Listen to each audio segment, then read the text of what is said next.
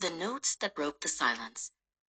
The town where Brad, Angelina, and Julie lived was so quiet you could even hear the wind whisper.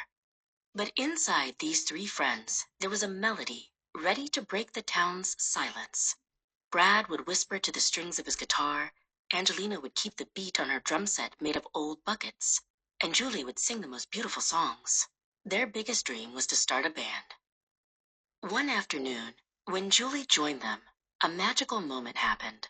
As Julie began to sing, Brad's guitar played more cheerfully, and Angelina's rhythms became more vibrant. In that instant, their band, which they named The Notes That Broke the Silence, was born. They wrote their first song about the town's boring rules and its silence. "We can't be the only ones to hear this music," Angelina shouted excitedly. "Let's have a concert in the town square." The idea scared Brad a little, but Julie's eyes lit up. The thought of bringing color and joy to their town excited them all. The decision was made. The concert was on. That night, the three friends put up colorful posters they had made themselves all over town. The posters read, "Big concert by the Notes That Broke the Silence. Music is back." They quickly stuck up each poster without being seen and ran to the next spot. On the day of the concert, they set up a small stage in the town square. At first, only a few curious children showed up, but everything changed when Brad struck the first chord on his guitar. As Julie's powerful voice began to echo through the square, windows opened and people slowly started to gather. Angelina's beat from the buckets got the children dancing.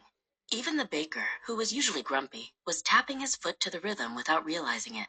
The music was piercing the gray silence that hung over the town with colorful notes.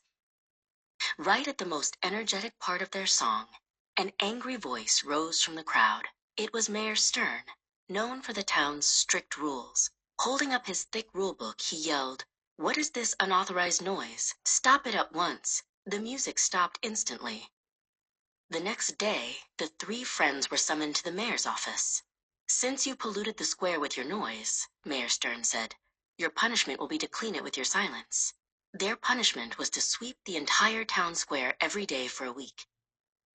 On the first day of their punishment, as they were sweeping the square, the townspeople started to approach them one by one.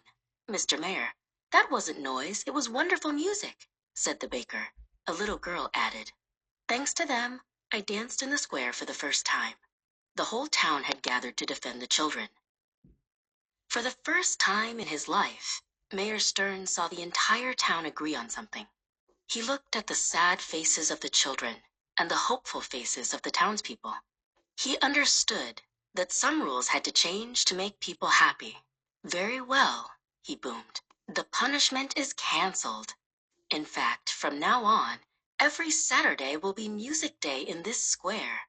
A round of applause erupted in the square, and the Notes That Broke the Silence began to prepare for their next, completely legal concert.